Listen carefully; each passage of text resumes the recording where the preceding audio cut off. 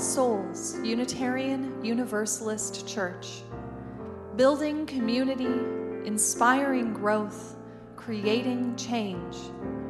Here in the heart of Kansas City, we come together to create this hour of shared reflection so that we might be renewed in courage for these times and inspired to lives of greater dignity, higher purpose, deeper generosity, and more effective action.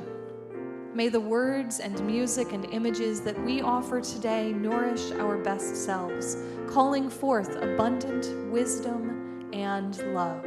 Love that has the power to overcome both loneliness in the heart and oppression in the world.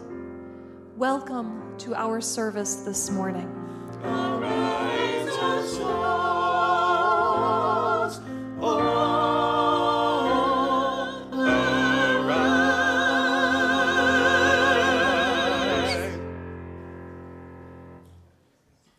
Good morning.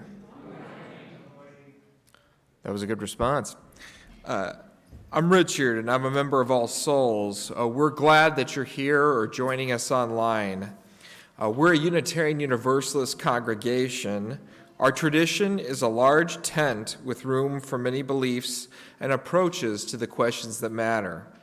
That said, our values of inclusion, compassion, and justice are strong and hold us together.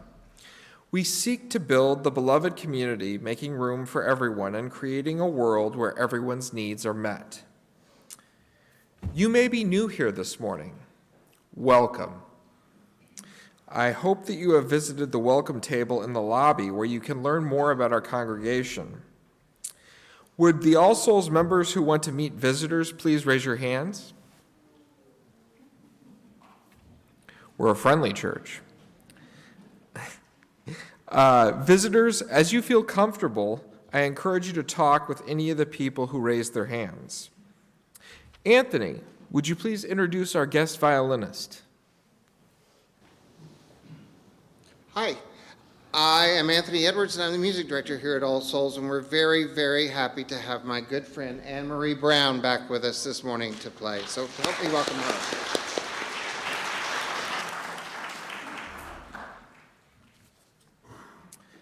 Whoever you are, whomever you love, wherever you are in your spiritual journey, you are welcome here.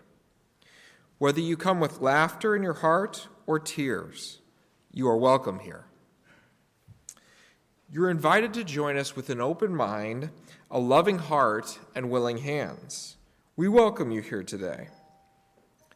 One very important item of business: let us join together in wishing our Reverend Kendall Gibbons a very happy birthday with song. Happy birthday to you. Happy birthday to you. Happy birthday, dear Kendall. Happy birthday to you.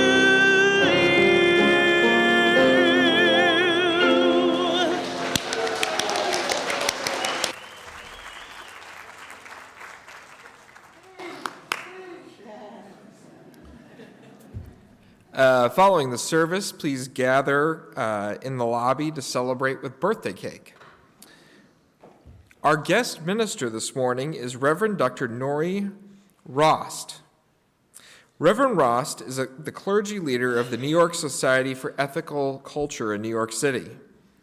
Prior to that, she served as a settled minister of All Souls Unitarian Universalist Church in Colorado Springs, Colorado for 13 years.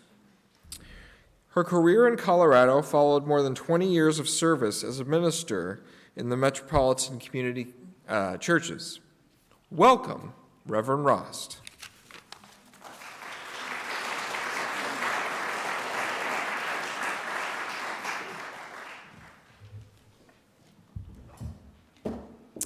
Thank you. I'm delighted to be here. I have to stand on this stool because there's a sign here that says, if you're not taller than this pulpit, you can't preach. And so I had to kind of jury-rig my way in, but I'm delighted to be here with you this morning.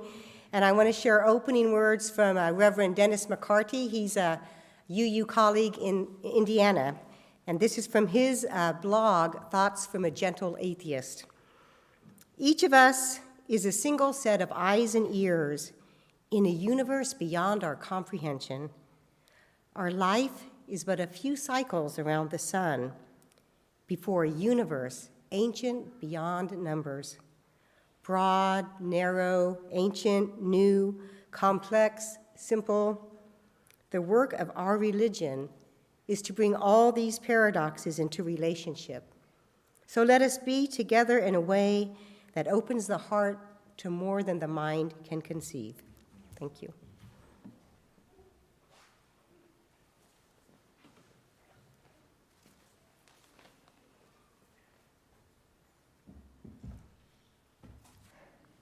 Hi. Here today, in this place and with these people, may we listen so we can hear. May we hear so we can feel. May we feel so we can know. And may we know so that we can change ourselves and this world. May this chalice we light our way.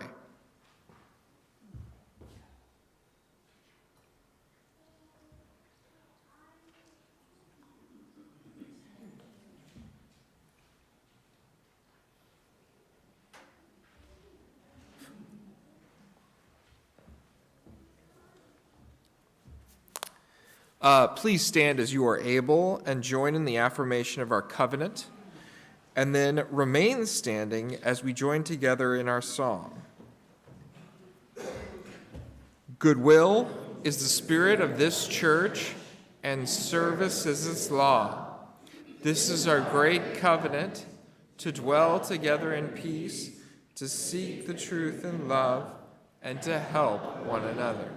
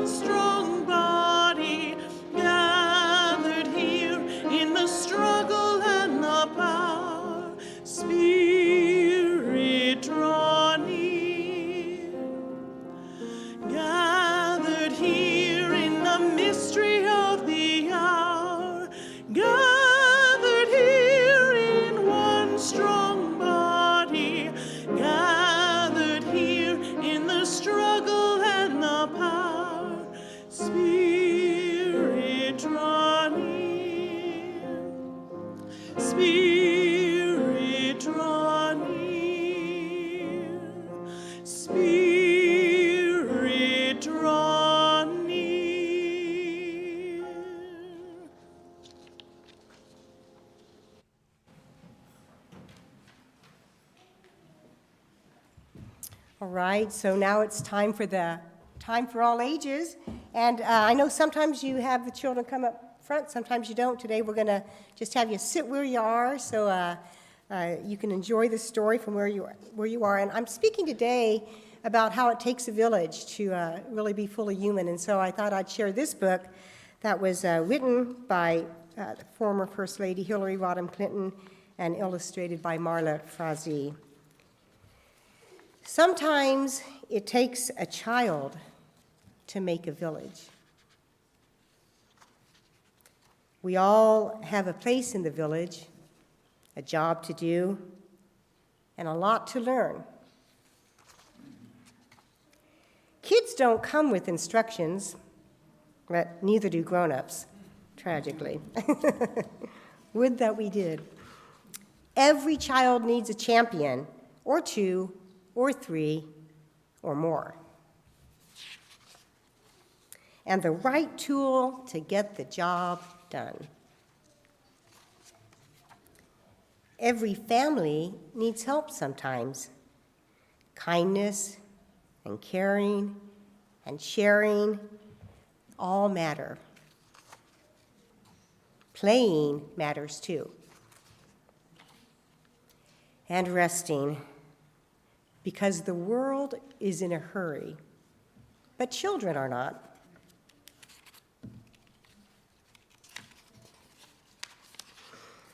The village needs every one of us to help, and every one of us need to believe in each other. Children are born believers and citizens too. So let us build a village worthy of all children and all adults.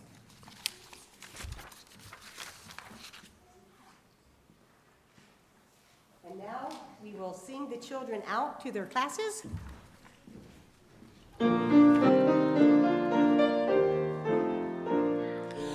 Go now in peace, may love guide all your ways. Beauty be the blessing of your nights and days. Truth on your lips and kindness in your deeds. Faith to follow where the human spirit leads.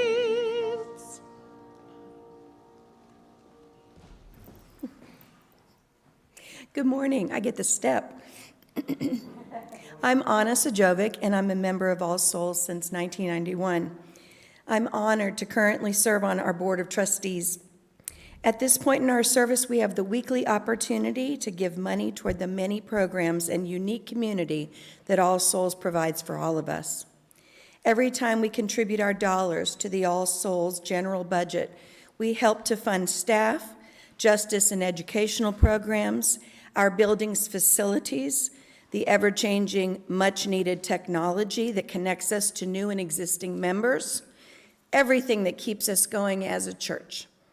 Moreover, we are sharing our gratitude for the inspiration that All Souls is to many of us, finding our own individual spiritual paths and surviving the challenges of everyday life.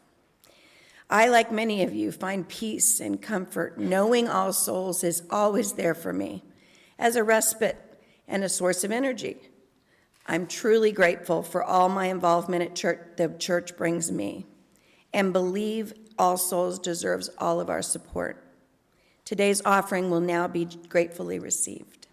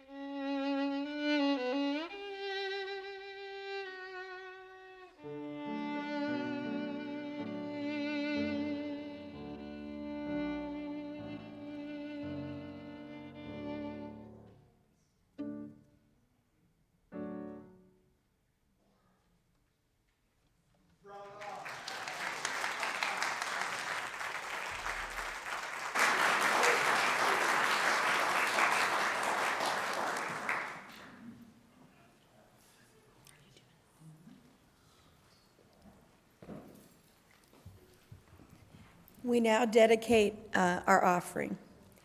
Repeat. Our offerings and our actions to the mission at the heart of this congregation, to build a respectful, caring community, to inspire personal and spiritual growth, and to create change toward a just and compassionate society.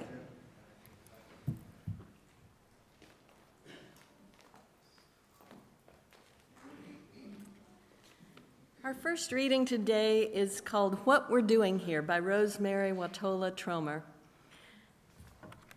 This is why we are here, not merely to survive, but to fall in love with the white-breasted hawk and the rainbow fish, with the lonely sidewalk, with the shadows of ourselves.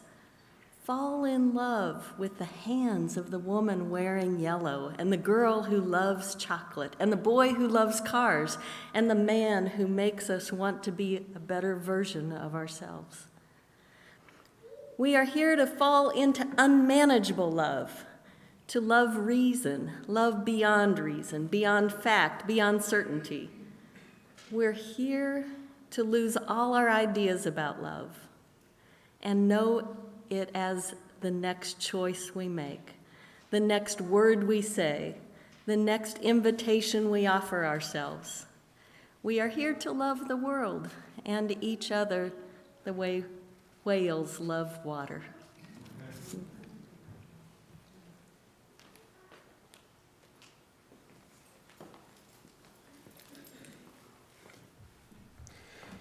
Our second reading today features two insightful quotes. The first is from influential 18th century German writer and statesman Johann Wolfgang von Goethe. The world is so empty if one thinks only of mountains, rivers, and cities. But to know someone who thinks and feels with us, and who, though distant, is close to us in spirit, this makes the earth for us an inhabited garden. And from 20th century American author and theologian Frederick Buechner, the life I touch for good or ill will touch another life, and in that turn another, until who knows where the trembling stops, or in what far place my touch will be felt.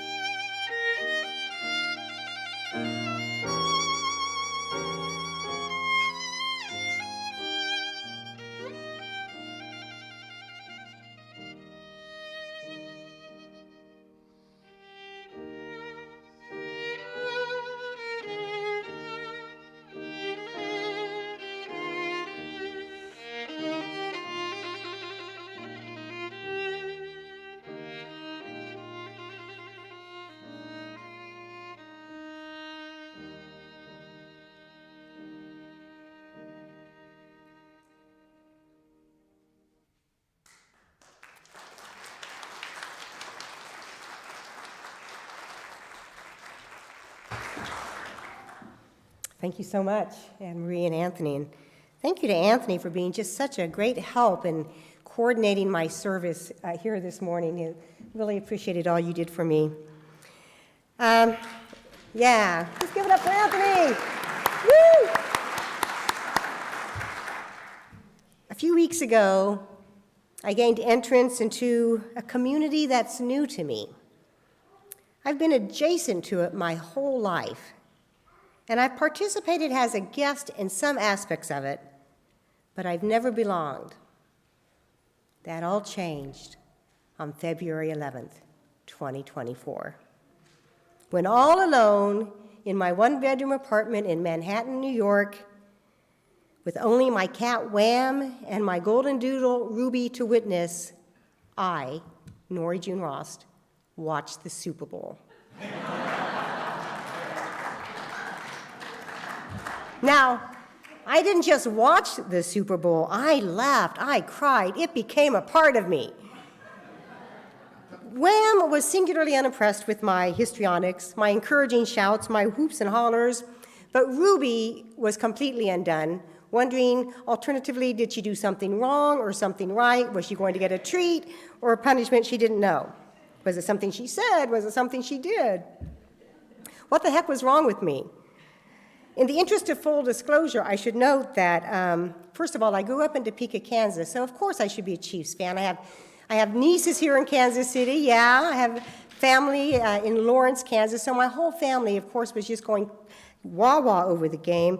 But ever since I came out as a lesbian, when I was 16, I've identified as an NAL, a non-athletic lesbian. It's a niche market. It's very small.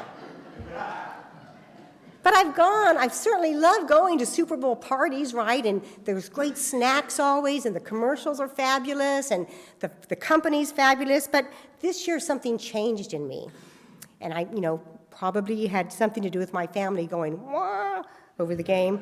And, 2 times in a row, the Chiefs go into the Super Bowl, and I watched it. It was glorious. And then not only did I watch it, but within 30 seconds of that glorious touchdown in overtime, I had logged on to NFL.com and ordered me a Kansas City Chiefs Super Bowl champion t-shirt.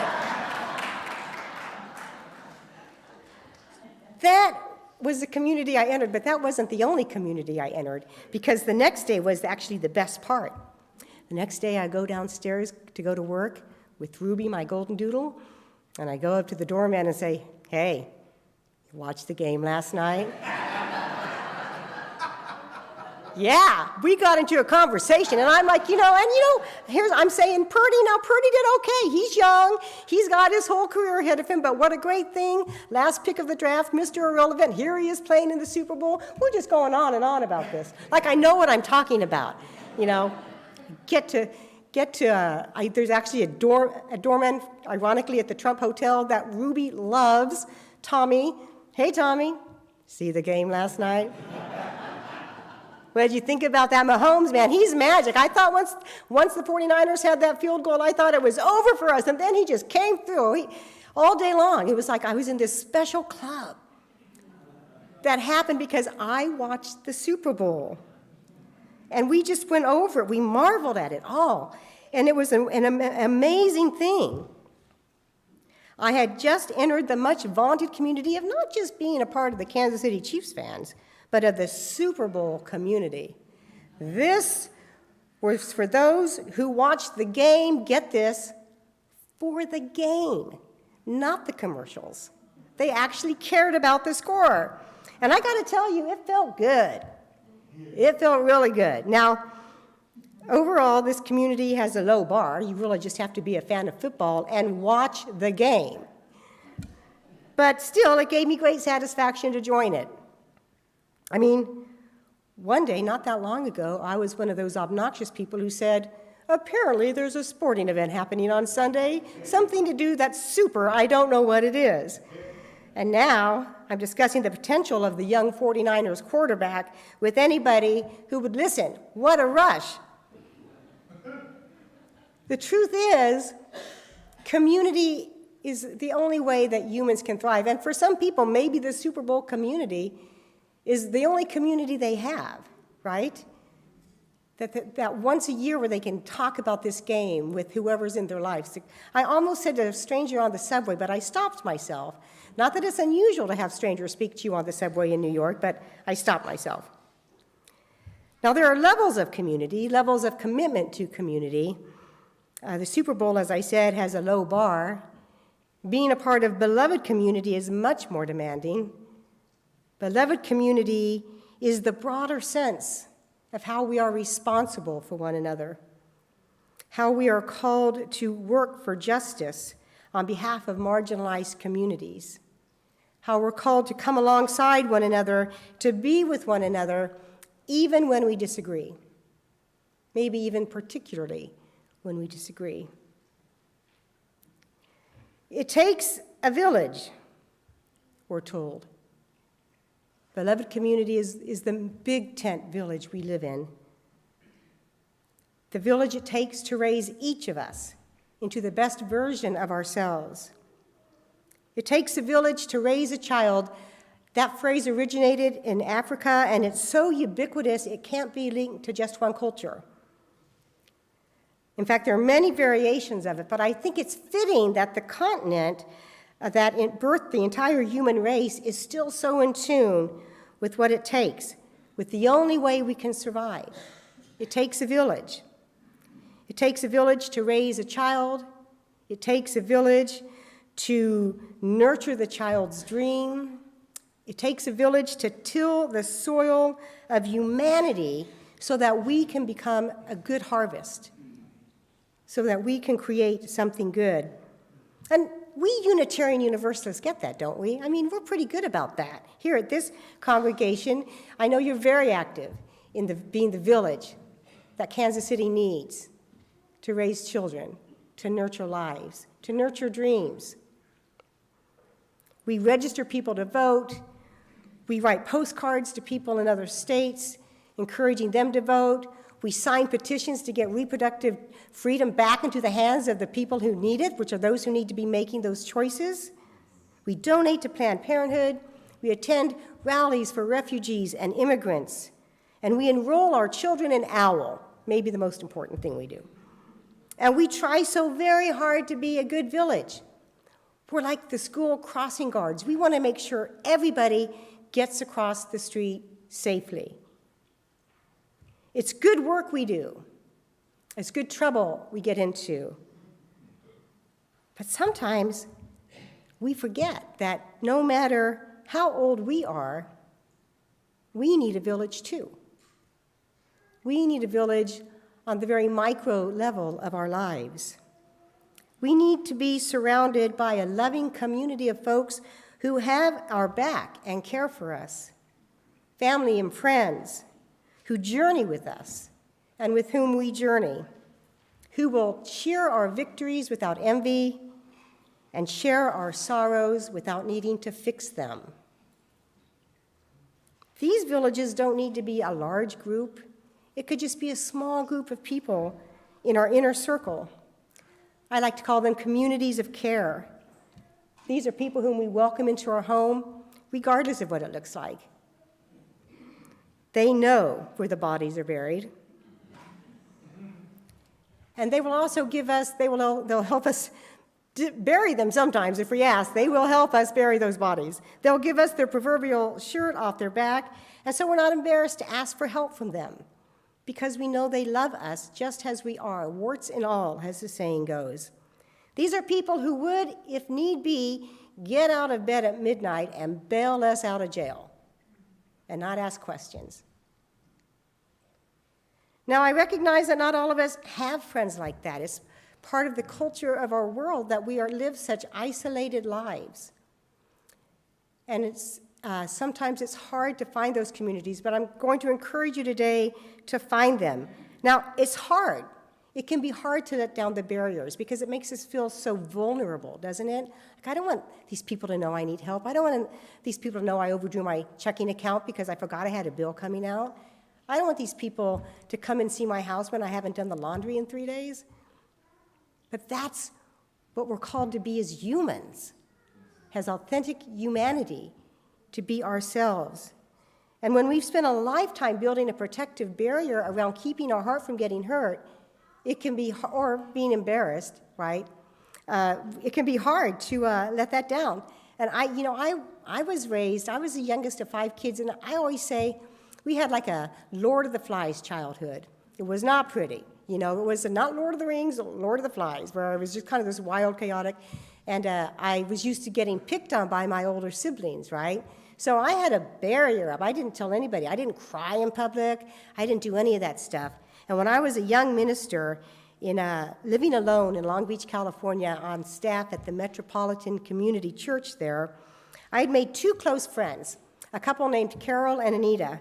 And I told them I wanted them to be, I called them my accountability partners. Like, here I'm this young, single, non-athletic lesbian living in Long Beach, California. Anything could happen. So I said, I want you to be there for me. And I said, and they were happy to do that. They were good friends. They're still good friends. But I said, I was so unaccustomed to that. I said, if I ever just call you out of the blue and I'm just talking to you, then you need to say, and how are things with you, Nori? And then that would give me permission to say what my problem was, what I needed help with, what my frustration was. I couldn't do it on my own at first. I needed them to give me permission to be real with them. And they did. And, ultimately, I could do that on my own. I could call them up. But I even remember that first time I called them up to say, I'm struggling with something, without them asking me how I'm doing. It was hard. I mean, my heart was going like this. I'm like, what if they won't like me anymore? What if they think I'm weird or I'm, weak? But they just loved me because they're my village. Some of us have been lucky enough to grow up with that village, to have siblings who weren't, constantly threatening to put the butcher knife through your teddy bear. But that's another story. I'm not going to get into that. Or friends. Some of us have lifelong friends that have been that for us. Or we made friends in college. Or the Mommy and Me class that we attended 20 years ago. And others of us, probably right here, have found those deep friendships in this congregation. People that you walked into this Unitarian Universalist church, and now you have deep friendships, or you have a village here that you can rely on. For some, it's a book club or the military. These villages aren't static, however. As we grow, as we move across the country, have children, become empty nesters, whatever, the circles shift. I'm still friends with Carol and Anita. We see each other maybe once every 10 years, right? They're no longer in my inner village because our lives are in different places. They've diverged from my path, and I've diverged from theirs. But I've created a different village, right?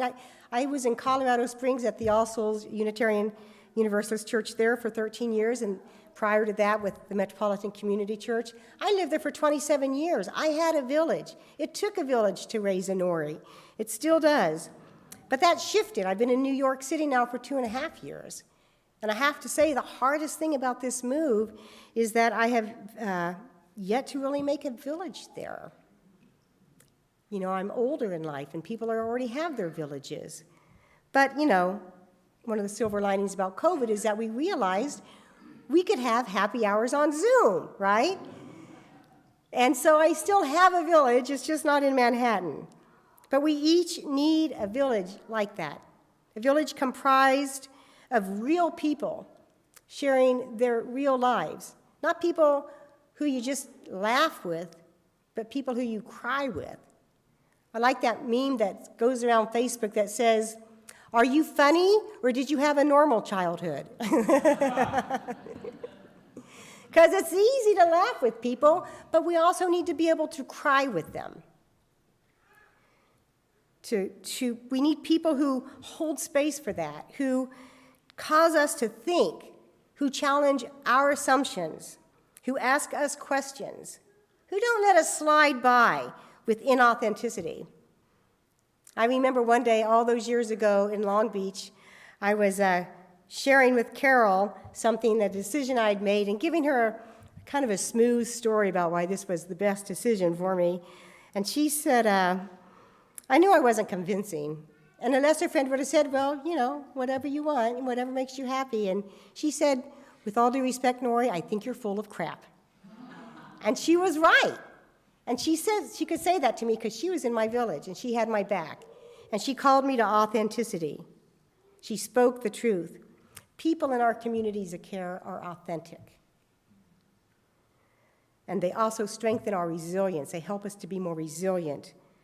Family therapist Scott Stoner on his website, livingcompass.org, says that there are two things needed when people find themselves living in a liminal time, and that is spirituality and community. Now, a liminal time is an in-between time. It's like what we've been living through for the past 4 years, right, with COVID. Remember when the meme on Facebook was, it's gonna be good if we're just gonna flatten the curve, we're gonna stay home for 2 weeks, and then it'll all go away, and people will say, oh, we didn't need to flatten the curve, but it's because we stayed home, right? And then it became 2 months, and it became 6 months. This liminal time that we've been in, it's been exhausting, and we need community and spirituality to navigate that. There are other liminal moments in our lives. The moment after a diagnosis, the moment after your spouse says, I want a divorce, the moment after the phone call that changed everything. Can you think of those moments in your own life? And then sometimes we need more specialized villages of people who are experiencing the same dark night of the soul that we're experiencing, the same long loneliness, as Dorothy Day called it. I joined such a group shortly after my brother's suicide in August of 2013. It was a Facebook group called Sibling Survivors of Suicide, and it was a place where we could gather and share our grief and our guilt and our anger and our anguish, and know that these people knew exactly what we were going through in a way that nobody else could, and they would hold that space. I needed that community of care where I wasn't a minister, and where I wasn't a friend, even, of somebody who didn't lose a sibling to suicide, because it's different. And I just recently, a Facebook memory surfaced of an entry I wrote on that page almost a year after my brother's suicide, and I wrote, it was like in July of 2014, so not quite a year. I wrote, for some reason, this week has been really hard for me. No anniversaries or triggers, just 1 second away from crying every second of the day. I feel like this page is a parallel universe for me. Out there in the real Facebook world, everything is bright and sunny, and my posts are political or funny. Then I sneak away and enter here. It is a darkened room or cave, and I'm drawn to the circle of this group where there are candles lit, and our voices murmur words of anguish and comfort and hope. This is a universe no one knows except for those of us who live in these shadowlands, and I hope there will be no one else who has to discover it, though I take comfort in knowing we will be there for them when they stumble through this portal for the first time. I needed that special village for at least the first 3 years. I felt like I was a school crossing guard at the portal of that Facebook group, and every new person who stumbled in, I welcomed, and I said, we're here for you, and we love you. And I still do that. Not as often, I've handed that baton on, but I still do check in to that group. Some folks belong to a cancer survivor group, or NA, or AA, or Al-Anon, or survivors of sexual assault. It's important to know that there are resources and communities of care where we can be seen and heard and loved just for who we are in a specific circumstance that not everybody gets. On Monday, February 12th, It felt really great to be a member of the Super Bowl Club, the Super Bowl community, to discuss the merits of a game I honestly don't understand, just parroting what the sportscasters were saying. And it felt juicy to be sharing those facts, Purdy's youth, and his Mr. Irrelevant jersey that he got because he was the last draft pick.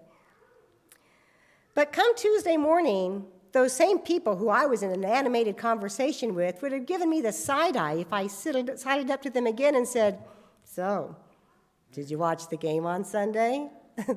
They would say, "Yeah, that was yesterday's conversation. We're moving on." If we are to thrive, we need something deeper than the Super Bowl community. We need to create a village where we can nurture and be nurtured.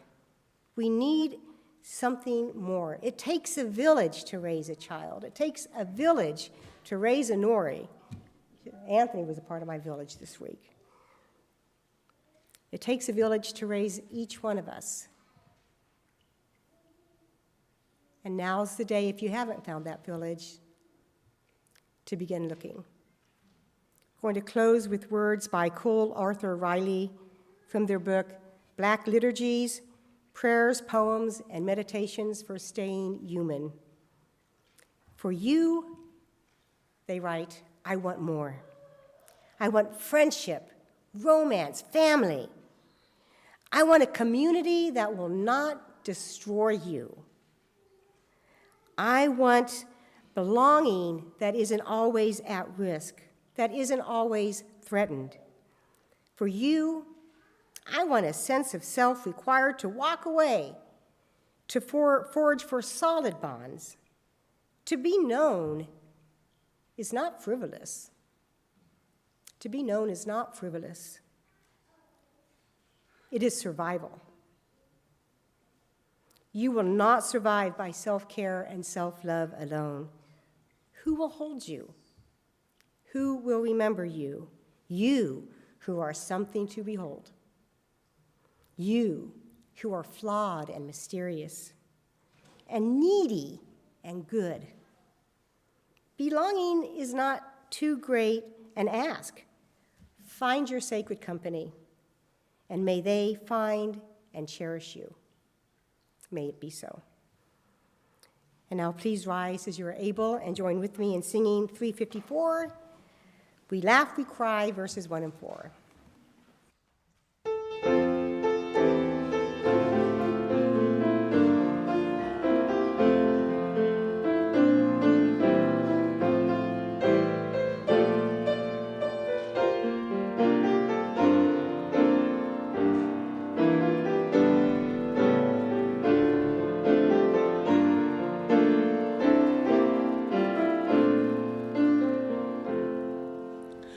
We laugh, we cry.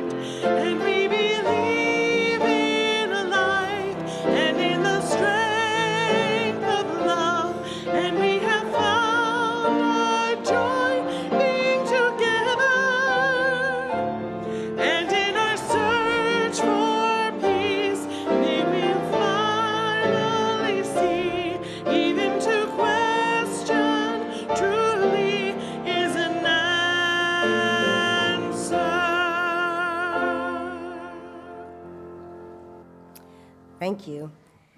And now, as we extinguish this chalice, let us take its light into our hearts as we go forth into a hurting world.